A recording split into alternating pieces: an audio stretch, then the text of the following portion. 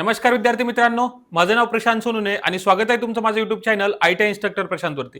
मित्रांनो, मी electrician first year आणि second इयरच्या विद्यार्थ्यांसाठी निमीची मोस्ट इम्पॉर्टंट क्वेश्चन सिरीज चालू केली होती.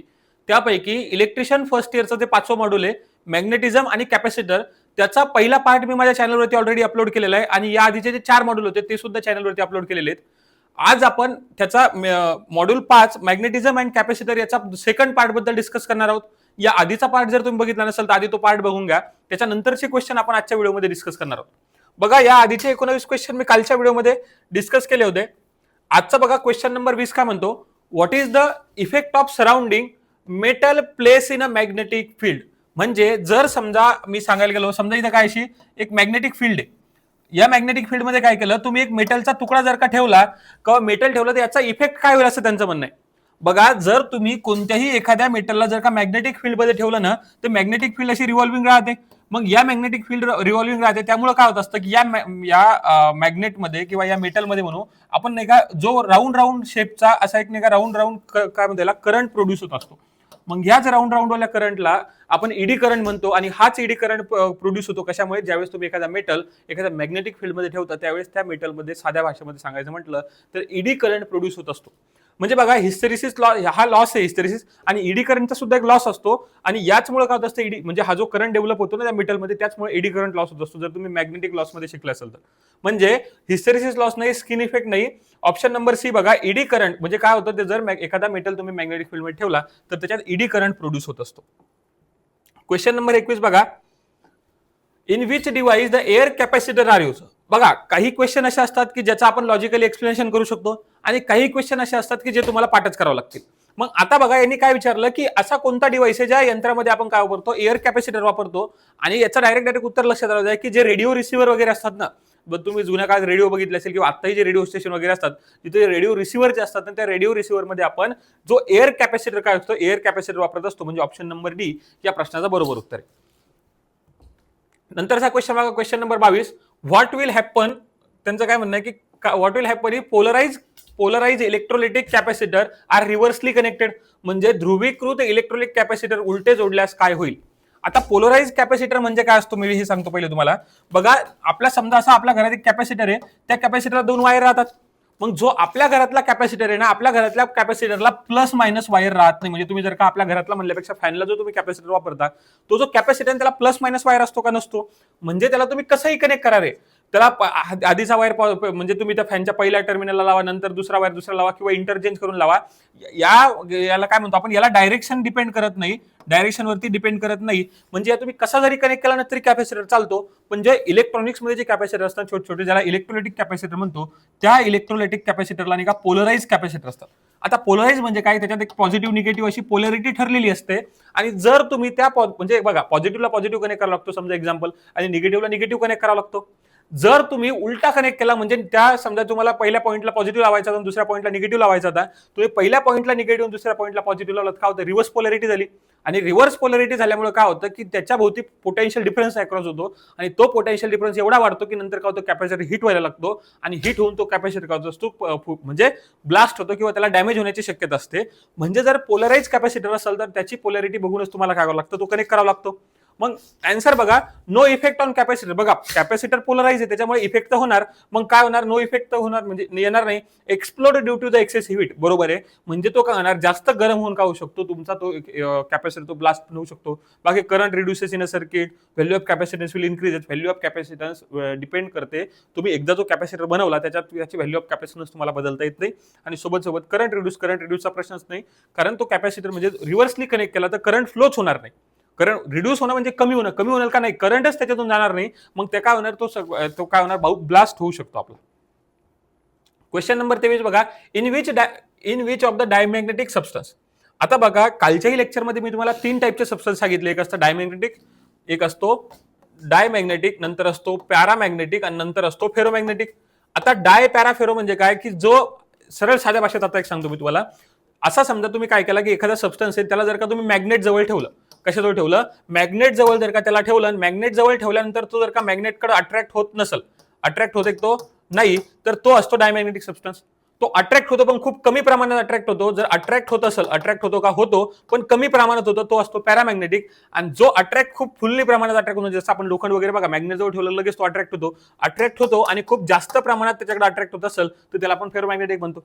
मग त्यांनी काय विचारलं की डायमॅग्नेटिक सबस्टन्स कोणता, म्हणजे असा कोणता सबस्टन्स आहे खालीलपैकी जो काय डायमॅग्नेटिक आहे. तर बघा याच्यामध्ये जो निकेल, प्लॅटिनियम, मॅग्नेस हे एका टाइप्स ऑफ मेटल्स आहेत. मग मेटल तर तुम्हाला माहिती आहे, मेटल काय होतात, अट्रॅक्ट होतात. मग उरला एक वूड, म्हणजे बघा तुम्ही जर लाकूड जर का मॅग्नेटिक फील्ड ठेवलं, मला सांगा लाकडावरती चुंबक चिपकतं का नाही, किंवा लाकूड चुंबकाकडे अट्रॅक्ट होतं का, नाही होत. म्हणजे लाकूड जे आपण म्हणतो ज्याला वूड असतं ना, वूड नंतर आपण त्याला वॉटर झालं म्हणजे पाणी वगैरे, हे सगळे नाही का डायमॅग्नेटिक सबस्टन्स आहेत, हे जे खालचे पॅरा किंवा फेरोमॅग्नेटिक असतील. पण जो वूडवाला आहे तो कोणता आहे, डायमॅग्नेटिक सबस्टन्स आहे. What is the SI unit of flux density. आता फ्लक्स डेन्सिटी म्हणजे काय बघा, काल आपण एक बीएच कर्व बघितला. तर बीएच कर्व मध्ये बघा एक बी म्हणजे काय असतं, बी म्हणजे मी तुम्हाला सांगितलं बी म्हणजे असतं फ्लक्स डेन्सिटी.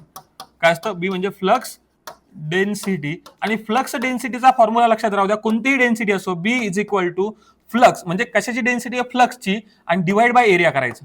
म्हणजे ज्याचीही डेन्सिटी विचारलं तुम्हाला तो डिवाइड बाय काय राहील, त्याचा एरिया राहील. म्हणजे फ्लक्सची डेन्सिटी म्हणजे फ्लक्स डिवाइड बाय एरिया. मग फ्लक्सचा युनिट सांगतो, आता युनिट पण पुढे विचारतात. फ्लक्सचा युनिट असतं बघा वेबर, आणि एरियाचा युनिट असतं मीटर स्क्वेअर. म्हणजेच फ्लक्स डेन्सिटी युनिट बघा वेबर पर मीटर स्क्वेअर सुद्धा असतं. आणि अजून याच वेबर पर मीटर स्क्वेअरला तुम्ही टेस्ला म्हणता. कसा म्हणता, टेस्ला.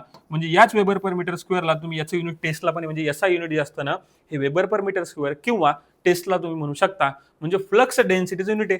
आता तुम्हाला क्वेश्चन मध्ये काय विचारलं, युनिटच विचारलं, एसआ युनिट, तर बघा टेस्ला ऑप्शन नंबर ए, म्हणजे ऑप्शन नंबर ए बरोबर आहे. पण नंतर दुसरा ऑप्शन आहे बघा weber per metre square. Weber आहे फक्त, वेबर युनिट असतं फ्लक्सचं. वेबर पर मीटर कशाचं युनिट नसतं. आणि एम्पियर टर्न युनिट असतं बघा एमएमएफचं. कालच्या व्हिडिओमध्ये मी तुम्हाला सांगितलं होतं की ampere turn is a unit of MMF. MMF म्हणजे असतं मॅग्नेटोमोटिव्ह फोर्स. आणि इकडचा ईएमएफ इलेक्ट्रिकल सर्किटचा म्हणजे मॅग्नेटिक सर्किटचा एमएमएफ असतो. मग हे सगळे तिने ज्यातून त्यांनी विचारलं आपल्याला मॅग्नेटिक फ्लक्स डेन्सिटीचं, तर फ्लक्स डेन्सिटीचं युनिट असतं बघा फ्लक्स डिवाइड बाय एरिया, ज्याला आपण वेबर पर मीटर स्क्वेअर सुद्धा म्हणतो. कधी कधी तुम्हाला फ्लक्स डेन्सिटीच्या समोर फॉर्म्युला पण विचारू शकतात. बघा what indicate the shape of BH curve, म्हणजे जो बीएच कर्व आहे ना आपला, काल आपण बघितला होता बघा बीएच कर्व कसा असतो, असा इथं असा एक असा काहीतरी लूप बनतो आणि इथं असतो बी, इथं असतो एच. आता बी म्हणजे काय, मॅग्नेटिक फ्लक्स डेन्सिटी, आणि एच म्हणजे असतं इंटेन्सिटी किंवा मॅग्नेटायझिंग फोर्स ज्याला म्हणतो आपण, तो असतो.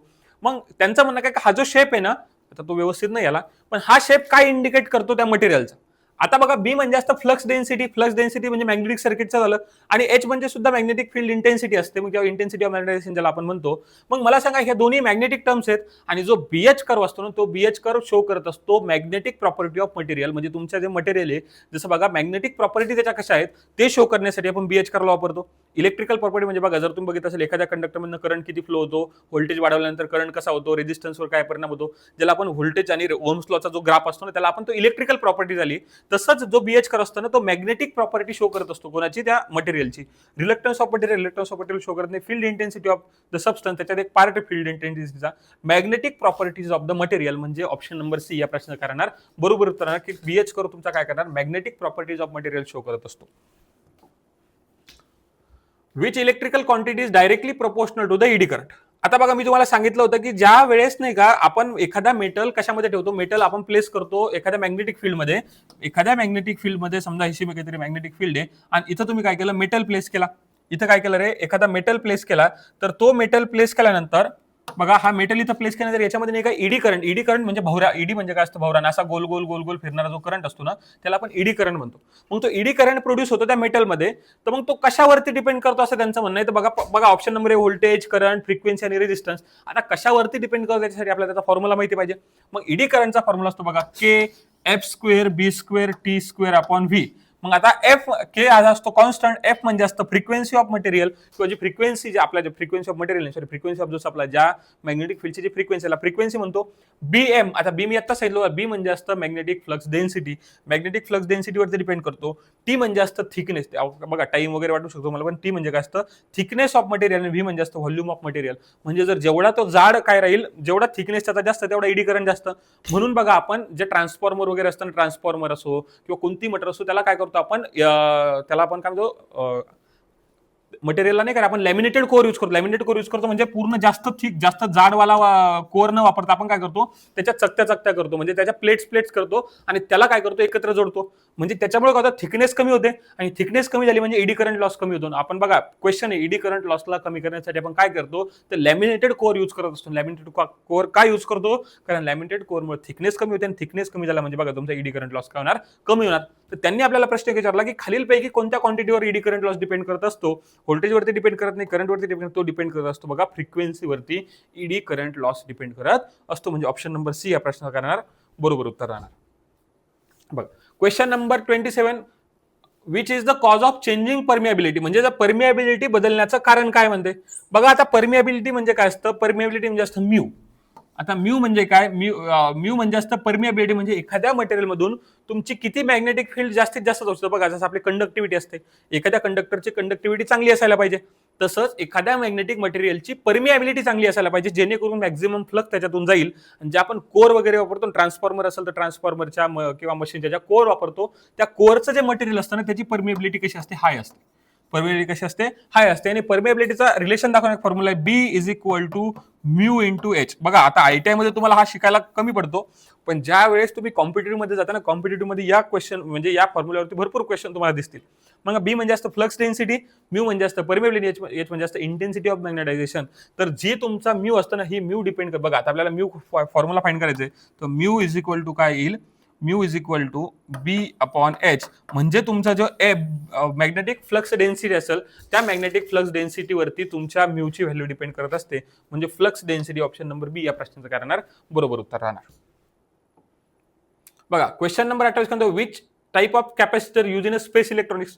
मी आत्ताच सांगितलं बघा, हे जे यूज वाले असतात ना, की ही मोटर कुठे यूज होते, हे डिव्हाइस कुठे यूज होते, हे पाठच करावं लागतात.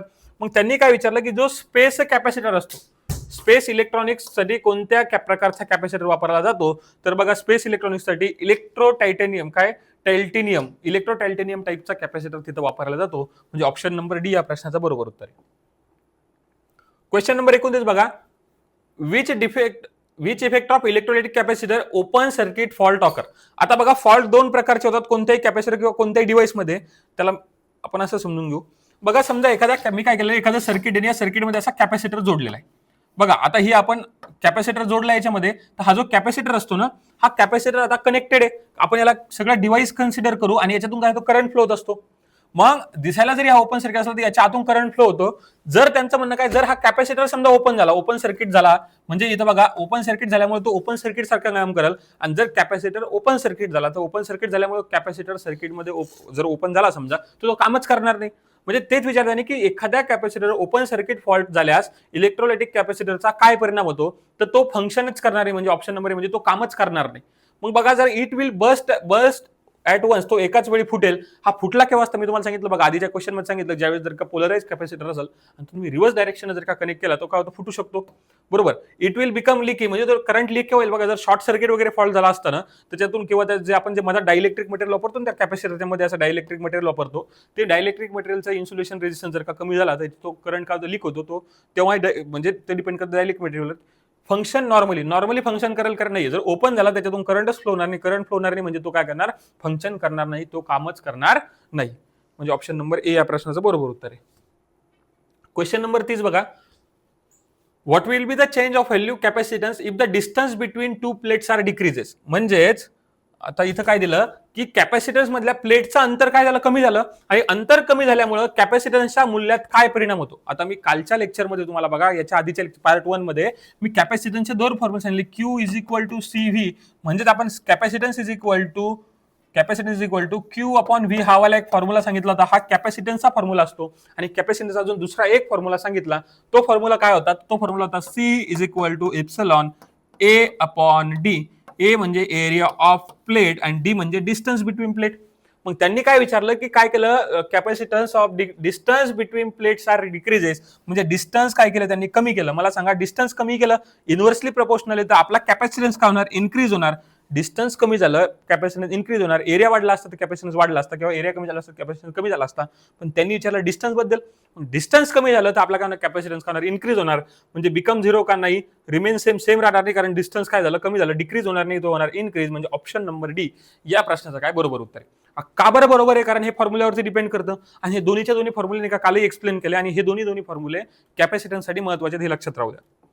बघा नंतर काय, which property of magnet illustrated, म्हणजे चुंबकत्वाचा कोणता गुणधर्म सचित्र केलेला आहे. म्हणजे खाली जे चित्र तुम्हाला दिसून राहिलं ना, या चित्रामध्ये असा कोणती प्रॉपर्टी आहे मॅग्नेटची जी काय केली, दाखवलेली आहे. आता बघा जर तुम्ही व्यवस्थित बघितलं असेल, इथं नॉर्थ आणि इथं एका साऊथ आहे, आणि ते काय एका डायरेक्शन असं एका अलाइन होताना दिसून राहील. आता विषय काय असतो माहितीये का, जर समजा ही तुमची पृथ्वी आहे, तुम्ही जर कंपास वापरला असाल, बघा कंपास काय होतं माहितीये का, कंपास तुम्हाला जो मॅग्नेटिक कंपास तुम्ही वापरता ना, तो ते काय करतात, ते ऑटोमॅटिकली तो कंपास फिरत राहतो, नॉर्थ आणि साऊथ डायरेक्शन दाखवतो. मग त्याच्यात प्रॉपर्टी असते, जर समजा हा आपल्या अर्थचा नॉर्थ पोल आहे आणि हा साऊथ पोल आहे, जर समजा तुम्ही काय केलं, एखादा मॅग्नेट घेतला, त्याला मॅग्नेटला दोरीला बांधला आणि तो काय केला, फ्रीली सस्पेंड केला, म्हणजे सोडून दिला, तर त्या मॅग्नेटचा जो नॉर्थ पोल आहे ना, त्या मॅग्नेटचा नॉर्थ पोल आणि त्या मॅग्नेटचा साऊथ पोल, जो मॅग्नेटचा नॉर्थ पोल आहे तो पृथ्वीच्या नॉर्थ डायरेक्शन जाईल, आणि जो मॅग्नेटचा साऊथ पोल आहे तो पृथ्वीच्या साऊथ डायरेक्शन आहे. म्हणजे तुम्ही याला असं मधात जरी ठेवलं तरी तो काय होईल, ऑटोमॅटिकली अरेंज होईल. म्हणून बघा जो मॅग्नेटिक कंपास असून तो याच तत्वावरती काम करतो, आणि याला डायरेक्टिव्ह प्रॉपर्टी ऑफ मॅग्नेट बनते. मग जी खाली ही सेम प्रॉपर्टी दाखवली, मग या प्रॉपर्टीचं नाव काय, ही डायरेक्टिव्ह प्रॉपर्टी किंवा निदेशक काय मालमत्ता पाहता. प्रॉपर्टी म्हणजे गुणधर्म पाहिजे, हे मराठीमध्ये असं चुकतं.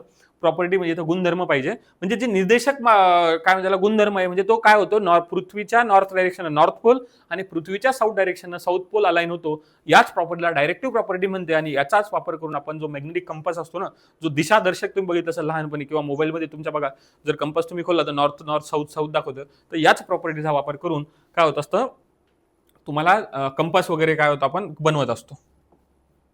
क्वेश्चन नंबर 32 बघा, which is the paramagnetic substance. आता बघा मी तुम्हाला आताच सांगितलं होतं की 3 टाईपचे सबस्टन्स असतात, एक असतं डाय, दुसरा असतो पॅरा, तिसरा असतो फेरोमॅग्नेटिक. मग कालही मी तुम्हाला बघा एअर सांगितलं होतं की एअर, बघा तिथे विचारलं होतं डायमॅग्नेटिक कोणतं, एअर आणि काय होतं वॉटर होतं, तर वॉटर डायमॅग्नेटिक होता. एअरला नाही का कधी कधी मी तुम्हाला सांगतो, म्हणजे मॅक्झिमम टाइम तर हा पॅरामॅग्नेटिक म्हणजे पॅरामॅग्नेटिकच म्हणला जातो, पण कधी कधी याला नाही का काही बुकमध्ये डायमॅग्नेटिक पण म्हटलेलं आहे. काय याला डायमॅग्नेटिक पण म्हटलं. आता बघा आपण पहिले ऑप्शन बघू. बघा ग्लास आणि वॉटर, ग्लास आणि वॉटर नाही का 100% डायमॅग्नेटिक आहे. 100% काय डायमॅग्नेटिक सबस्टन्स आहेत ग्लास आणि वॉटर. कारण हे मॅग्नेटिक आपल्याला माहिती, मॅग्नेटिक फील्ड मध्ये ठेवल्यानंतर ग्लास आणि वॉटर एकमेकांकडे अट्रॅक्ट करतात का, मॅग्नेटकडे नाही. म्हणजे हे 100% डायमॅग्नेटिक आहे. उरला जो स्टील आहे ना, तर स्टील हा सर्वात जास्त आपण बघा ट्रान्सफॉर्मरची कोर बनवण्यासाठी वापरतो. हा फेरोमॅग्नेटिक मटेरियल. कोणता मॅग्नेटिक आहे, फेरोमॅग्नेटिक मटेरियल आहे. मग आता उरला आपल्याकडे ऑप्शन नंबर एकच रे, की ऑप्शन नंबर ए एअर. म्हणजे या प्रश्नाचं बरोबर उत्तर तर एअर आहे. पण बघा एअर हा पॅरामॅग्नेटिक मटेरियल सुद्धा आहे. मॅक्झिमम वेळेस तर पॅरामॅग्नेटिक क्लिक करायचं, पण कधी कधी काही क्वेश्चन मध्ये डायमॅग्नेटिक म्हणजे डायमॅग्नेटिक म्हणून त्याचा उल्लेख होतो. पण या क्वेश्चनसाठी ऑप्शन नंबर ए लक्षात राहू द्या. ऑप्शन नंबर या प्रश्नाचं काय बरोबर उत्तर आहे. क्वेश्चन नंबर 3 बघा, which method of magnetization is use to make the commercial purpose permanent magnet. Commercial purpose permanent magnet म्हणतात. बघा आता मॅग्नेटचे 2 टाईप पडतात. याच्यावरती आपण एक बेसिक लेक्चर घेतलं असतं, पण विषय काय झाला की आपल्याकडे वेळ कमी आहे, आणि वेळ कमी असल्यामुळे आपण बेसिकचं लेक्चर घेतलं नाही. तर बघा मॅग्नेटचे नाही का 2 टाईप पडत असतात. एक असतं परमनंट मॅग्नेट आणि एक असतो टेम्पररी मॅग्नेट. याच टेम्पररी मॅग्नेटला आपण इलेक्ट्रोमॅग्नेट सुद्धा म्हणतो, जो की आपण काय करू शकतो, सप्लाय देऊन तयार करतो. मग आता बघा परमनंट मॅग्नेट किंवा याच्या आधी 2 टाईप पडतात. एक असतं नॅचरल मॅग्नेट आणि एक असतो मॅनमेड मॅग्नेट. म्हणजे जो ह्युमन बनवतो तो नॅचरल, एक असतो नॅचरल मॅग्नेट, एक असतो आर्टिफिशियल मॅग्नेट. असतो आर्टिफिशियल. या आर्टिफिशियलचे 2 टाईप पडतात. म्हणजे हे नॅचरल मॅग्नेट म्हणजे जो आपल्या नेचरमध्ये बाय डिफॉल्ट सापडतो, त्याला कोणती प्रक्रिया करता न बनवता त्याला नॅचरल मॅग्नेट बनतो. पण त्याचं नाही का मॅग्नेटिझम आपल्याला काय म्हणतात, तेवढी ताकद त्याच्यामध्ये नसते, म्हणून आपण नाही का मानव निर्मित म्हणजे ज्याला आपण आर्टिफिशियल मॅग्नेट बनवतो. आर्टिफिशियल मॅग्नेट 2 टाईपचे असतात. एक असतो इलेक्ट्रोमॅग्नेट आणि एक असतो परमनंट मॅग्नेट. परमनंट मॅग्नेट म्हणजे असा मॅग्नेट ज्याच्यात की जो मॅग्नेट परमनंटली राहील, आणि इलेक्ट्रोमॅग्नेट म्हणजे असा मॅग्नेट की ज्याला जोपर्यंत सप्लाय दिलेले तोपर्यंत मॅग्नेटचं काम करेल, ज्यावेळेस तुम्ही सप्लाय काढून घेणार तो काम करणार नाही. मग त्यांनी काय विचारलं की परमनंट कमर्शियल पर्पजसाठी, कमर्शियल म्हणजे आपण जे दैनंदिन हेतू दैनंदिन जे कामं असतात त्या कामासाठी जो परमनंट मॅग्नेट वाला बनवतो ना, तो कसा बनवतो बघा, तो इंडक्शन मेथड आपण बनवत असतो. मॅग्नेट बनवण्याच्या भरपूर double touch method, single touch method याच्यात दिलेले, single touch method, double touch, divide and touch method, या सगळ्या मेथड आहेत. पण जो कमर्शियल मॅग्नेट जो आपण बनवतो ना, इंडक्शन मेथडनं बनवतो. आता इंडक्शन मेथड म्हणजे काय बघा, तुम्हाला माहिती आहे, जर का एखाद्या गोष्टीमधून करंट पास केला, तर करंट पास केल्यामुळे मॅग्नेटिक फील्ड तयार होते, आणि त्या मॅग्नेटिक फील्डमध्ये जर का तुम्ही एखादा असा कंडक्टर ठेवला किंवा असा धातू ठेवला की जो मॅग्नेटिझम प्रॉपर्टी स्टोअर करून ठेवू शकतो, ज्याला आपण रेसिड्युअल मॅग्नेटिझम म्हणतो, ज्याची अशी प्रॉपर्टी, ज्याचं रेसिड्युअल मॅग्नेटिझम चांगलं असतं, आपण BH मध्ये बघितलं, तर तो परमनंट मॅग्नेट बनतो. मग ते बनवण्यासाठी बघा इंडक्शन मेथड वापरली जाते. बाकी एवढं काही नाही, याच्यात एवढं लक्षात राहू द्या फक्त की इंडक्शन मेथड याचं बरोबर उत्तर आहे. याच्या मागचं नाही का एखाद्या लेक्चरमध्ये जर का वेळ भेटला आपल्या, तर एखाद्या लेक्चरमध्ये मी तुला मॅग्नेट आणि मॅग्नेटच्या प्रॉपर्टीज नाही का एकदम चांगल्या पद्धतीने सांगू शकतो. क्वेश्चन नंबर 34 बघा. What is the effect of inductance of the distance between turns are increases. आता बघा काय असतं म्हणजे का जर तुम्ही बघितलं असेल इंडक्टर असतो ना, इंडक्टर म्हणजे काय माहितीये का, सरळ सरळ इंडक्टर म्हणजे बघा अशी कॉईल आहे, हे कॉईलला गुंडाळ याला इंडक्टर बनते. मग आता काय असतं म्हणजे का इंडक्टरचा ज्यावेळेस सिलेंडर म्हणजे हा होलो पाईपच्या थ्रू जर का तुम्ही समजा असा नॉर्मली इंडक्टर बनवला ना, त्याचा फॉर्म्युला म्यू 0 n² ए म्हणजे एरिया असतो, एन म्हणजे नंबर ऑफ टर्न्स आणि एल म्हणजे लेंथ असते. आता याला नाही का या पूर्ण याला म्हणायचं लेंथ, याला पूर्ण याला काय म्हणायचं, इथून इथपर्यंत झाली याची लेंथ. आता त्यांचं म्हणणं काय आहे की जर याच्यातून हे नंबर ऑफ टर्न्स पहिले अशा होत्या, मी काय केलं या नंबर ऑफ टर्न्सला असं नाही ठेवता काय केलं बघा, असं नाही ठेवतं, एक टर्न्स अशी, दुसरी अशी, तिसरी अशी, चौथी अशी, बघा 10 टर्न्स आहेत. टर्न्सला मी काय केलं वाढवलं, म्हणजे टर्न्सला तेवढंच ठेवलं पण डिस्टन्स वाढवलं. डिस्टन्स वाढवलं म्हणजे यांची लेंथ वाढणार आहे, डिस्टन्स वाढवलं म्हणजे यांची काय लेंथ इन्क्रीज होणार आणि लेंथ इन्क्रीज झाली. बघा लेंथ वाढली म्हणजे तुमचा इंडक्टन्स काय व्हायला पाहिजे, कमी व्हायला पाहिजे आणि लेंथ वाढल्यानंतर इंडक्टन्स कमीच होत असतो. हे फॉर्म्युल्यानुसार तर घ्यायचे, पण आता तुमच्या निमीमध्ये काय दिलं म्हणजे का निमीच्या बुकमध्ये असं दिलं त्यांनी की याचं उत्तर इन्क्रीजेस दिलेलं आहे आणि निमीच्या क्वेश्चन सिरीजमध्ये पण कधी कधी इन्क्रीज उत्तरावरच बरोबर करतात. तसं लॉजिकली जर फॉर्म्युल्यानुसार पाहायला गेलं बघा, डिस्टन्स वाढवलं, डिस्टन्स वाढल्यामुळे लेंथ वाढली, लेंथ वाढल्यामुळे काय होणार तुमचा इंडक्टन्स कमी होणार, त्याचं उत्तर डिक्रीजेस पाहिजे होतं, पण निमीनुसार याचं ऑप्शन नंबर ए या प्रश्नाचं काय बरोबर उत्तर आहे. आता डिपेंड करतं भाऊ, मग याचं उत्तर ए लक्षात राहू द्या, टिक करताना तर हेच करायचं, पण जनरल लाईफमध्ये नाही का याचं उत्तर बीच आहे, म्हणजे डिक्रीजच व्हायला पाहिजे. What is the function of dielectric insulator in a capacitor. आता बघा जो कॅपॅसिटर आपण वापरतो ना, काय असतं माहितीये का, कॅपॅसिटर बनतो कसा पहा, अशा 2 कंडक्टिंग प्लेट्स असतात आणि त्या 2 कंडक्टिंग प्लेट्सच्या मध्ये नाही का इन्सुलेटिंग मटेरियल ठेवते.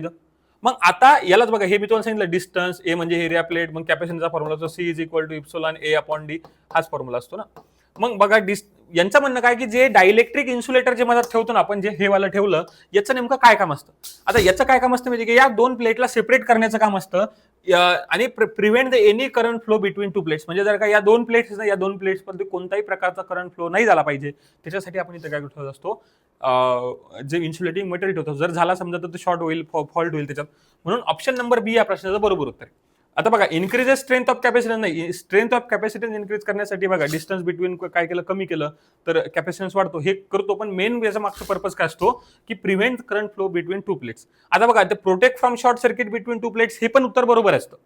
जर बघा आता मला सांगा इथं लावलं, जर इथं लावलंच नाही तर शॉर्ट सर्किट तर होणार आहे, पण याचा मेन बघा शॉर्ट सर्किट पासून प्रोटेक्ट करण्यासाठी सुद्धा वापरलं जातं. आणि याच्यात दुसरं ऑप्शन काय, prevent any current flow between 2 plates. बरं करंट फ्लो नाही झाला तर शॉर्ट सर्किट होणार नाही आणि करंट फ्लो झाला तर शॉर्ट सर्किट होईल. तर हे दोन्ही ऑप्शन एकमेकाला कॉन्ट्राडिक्टरी आहेत, त्याच्यामुळे काय करायचं, ऑप्शन नंबर बी या प्रश्नाचं 100% बरोबर उत्तर आहे. म्हणजे तसं सी पण असायला पाहिजे, पण बी काय आहे, कारण निमीमध्ये दिलं, निमीच्या टेस्ट सिरीजमध्ये पण ऑप्शन नंबर बीच उत्तर बरोबर दिलेलं आहे. टिक करताना ऑप्शन नंबर बीच टिक करायचं. बघा, which factor is determine the value of capacitance in a capacitor. कोणता घटक कॅपॅसिटरमध्ये कॅपॅसिटन्सचे मूल्य निर्धारित करत असतो. म्हणजे आताच बघा, आताच मी फॉर्म्युला सांगितलं तुम्हाला, C = ए अपॉन काय सांगितलं रे, डी म्हणजे डिस्टन्स बिटवीन 2 प्लेट. म्हणजे खालीलपैकी कोणत्या, म्हणजे याच्यात काय विचारलं सरळ प्रश्न की याच्यापैकी कोणत्या याच्यावरती कॅपॅसिटन्सची व्हॅल्यू डिपेंड करते, मला सांगा. एरिया ऑफ प्लेटवरती करते का, हो करते. शेप ऑफ प्लेटचा शेप कसा याच्यावरती डिपेंड करत, मटेरियल ऑफ प्लेटवरती डिपेंड करत नाही. थिकनेस ऑफ प्लेट जाडीवरती डिपेंड करत. म्हणजे ऑप्शन नंबर ए बघा, एरिया ऑफ प्लेट, तुमच्या प्लेटचा एरिया किती आहे त्याच्यावरती तुमची काय करत असते, डिपेंड करत असते. म्हणजे ऑप्शन नंबर ए या प्रश्नाचं कारण बरोबर उत्तर option number A. Which type of capacitor are used in RF coupling circuit. जो आरएफ कपलिंग असतं, आता बघा आरएफ म्हणजे रेडिओ फ्रिक्वेन्सी असतं, जे रेडिओ फ्रिक्वेन्सी कपलिंग सर्किट असतं ना, त्या कपलिंग सर्किटमध्ये काय असतं, आपण कॅपॅसिटर यूज करतो. आणि तो कोणत्या प्रकारचा कॅपॅसिटर यूज करतो हे डायरेक्ट पाठ करायचं. होते याच्यामध्ये ऑप्शन नंबर बी म्हणजे मोनोलिथिक कॅपॅसिटर जो आहे ना, तो मोनोलिथिक कॅपॅसिटर आपण या आरएफ कपलिंगसाठी वापरत असतो. म्हणजे ऑप्शन नंबर बी या प्रश्नाचं काय राहणार, बरोबर उत्तर राहणार. बघा अशा पद्धतीने जे कॅपॅसिटर आपला मॅग्नेटिझम आणि कॅपॅसिटर होते, याच्यावर टोटल किती 37 प्रश्न होते आणि 37च्या 37 प्रश्न आजच्या लेक्चरमध्ये आपले संपले. या व्यतिरिक्त मी तुम्हाला सांगतो, मॅक्झिमम तुम्हाला हे जे लेक्चर तुम्ही आज अटेंड केलं, याच लेक्चरमधून तुम्हाला जे निमीचे म्हणा किंवा ज्या आपली सीबीटी एक्झाम होणार आहे, या सीबीटी एक्झाममध्ये या टॉपिकवरती याच्या व्यतिरिक्त क्वेश्चन थोडेफार राहतील, पण मॅक्झिमम प्रश्न तुम्हाला या 2 लेक्चरमधून दिसतील. त्यामुळं सर्वांनी हे लेक्चर व्यवस्थित अटेंड करा. म्हणजे रिपीट बघा आणि अशा तुमच्या मित्रांनाही शेअर करा की जे मित्र आता सीबीटीची तयारी करतात त्यांनाही शेअर करा. हा व्हिडिओ आवडला असेल त्या व्हिडिओला लाईक करा. तुमचा काही डाऊट असेल, एखादा क्वेश्चन रिलेटेड असो किंवा जनरल आयटी रिलेटेड काही डाऊट असो, तुम्हाला कमेंट बॉक्समध्ये विचारू शकता. आणि अशाच पद्धतीचे व्हिडिओ पाहण्यासाठी चॅनलला सबस्क्राईब करून ठेवा. तुमच्या मित्राला हा व्हिडिओ जास्तीत जास्त शेअर करा. आपण भेटूया नंतरच्या टॉपिकमध्ये, नंतर एखाद्या मॉड्यूलमध्ये. धन्यवाद.